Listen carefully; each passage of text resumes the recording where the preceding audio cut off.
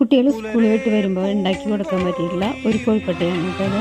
അപ്പോൾ നമുക്കത് എന്തെല്ലാം ചേർത്തിട്ടാണ് ഉണ്ടാക്കണതെന്നുള്ളത് നോക്കാം.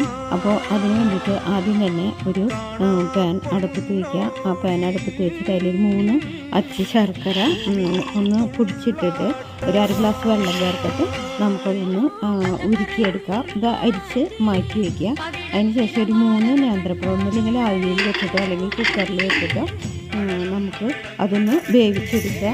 അതും മാറ്റി ചൂടാറാൻ മാറ്റി വയ്ക്കുക. അതിന് ശേഷം ഒരു പാനിൽ ഒരു 3 ടേബിൾ സ്പൂൺ അരി, നമ്മൾ ചോറ് വെക്കുന്നതിനുള്ള അരി, അതുപോലെ ഒരു 3 ഏലക്കായ, ഒരു കഷ്ണം ചുക്കും കൂടി നന്നായിട്ടൊന്ന് വറുത്ത് നമുക്ക് മിക്സിയിൽ ജാറിലിട്ട് പൊടിച്ച് മാറ്റി വയ്ക്കാം.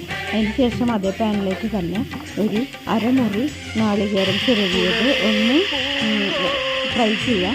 എന്നിട്ട് അതിലേക്ക് നമ്മൾ മാറ്റി വെച്ചിരിക്കുന്ന ശർക്കരയും ഉരുക്കി വെച്ചിരിക്കുന്നതും അതുപോലെ തന്നെ അരിയും പൊടിച്ചെടുത്തുള്ള മിക്സിയിൽ അതും കൂടെ ചേർത്ത് ഒരു മിക്സാക്കിയിട്ട് മാറ്റി വയ്ക്കുക. അതിന് ശേഷം നമ്മുടെ പഴം ഒന്ന് ചൂടാറുന്നതിന് മുമ്പ് തന്നെ അത് തൊലിയൊക്കെ കളഞ്ഞ് അതിൻ്റെ അരിയൊക്കെ കളഞ്ഞ് ഒന്ന് നല്ലപോലെ ഉടച്ച് മാറ്റി വയ്ക്കുക. ചൂടാറുന്നതിന് മുന്നേ ഉടച്ചെടുക്കണം കേട്ടോ.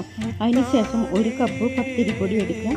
അതിലേക്ക് ഈ ഉടച്ച് വെച്ചിട്ടുള്ള പഴം അതുപോലെ തന്നെ നല്ല ചൂടുള്ള വെള്ളം കൂടി ചേർത്ത് നന്നായിട്ട് മിക്സ് ചെയ്തിട്ട് ഒരു നുള്ളു അതിനാവശ്യത്തിനുള്ള ഉപ്പും കൂടി ചേർത്ത് കൊടുക്കുക കേട്ടോ. എന്നിട്ട് നന്നായിട്ട് കുഴച്ച് ഇതേപോലെ സോഫ്റ്റായിട്ട് കുഴച്ചെടുത്തിട്ട് മാറ്റി വയ്ക്കുക. അപ്പോൾ നമ്മളുടെ ആ നാളികേരത്തിൻ്റെ മിക്സൊക്കെ ചൂടാറായി വന്നിട്ടുണ്ട്. ആ സമയത്ത് നമുക്കിതുപോലെ ഓരോ ചെറിയ ബോളുകളാക്കിയിട്ട് മാറ്റി വയ്ക്കാം. അതിന് ശേഷം നമ്മുടെ പൊടി കുഴച്ചത് എടുത്തിട്ട് ഇതേപോലെ നമുക്ക് ഒന്ന് പരത്തി കോഴിക്കോട്ട ഉണ്ടാക്കി എടുക്കുന്നത് പോലെ ഉള്ളിൽ നാളികേരത്തിൻ്റെ ഓരോ ബോളും വെച്ചിട്ട് ഇതേപോലെ ബോളാക്കി എടുക്കുക. ഇനി നമുക്കിത് ആവിയിൽ അപ്പച്ചമ്പിൽ വെച്ചിട്ട് ഒന്ന് ആവി കയറ്റി എടുത്താൽ മതി കേട്ടോ. ഒരു 7 മിനിറ്റ് ആവി കയറ്റുമ്പോഴേക്കും അത് നന്നായിട്ട് വെന്ത് കിട്ടിയിട്ടുണ്ടാവും. അപ്പോൾ നല്ല ടേസ്റ്റി ആയിട്ടുള്ള ബനാന കോഴിക്കട്ട റെഡി ആയി കഴിഞ്ഞു കേട്ടോ. അപ്പോൾ കുട്ടികൾക്കൊക്കെ നല്ലപോലെ ഇഷ്ടപ്പെടും. എല്ലാവരും ഉണ്ടാക്കി നോക്കിയിട്ട് അഭിപ്രായം അറിയിക്കുക കേട്ടോ.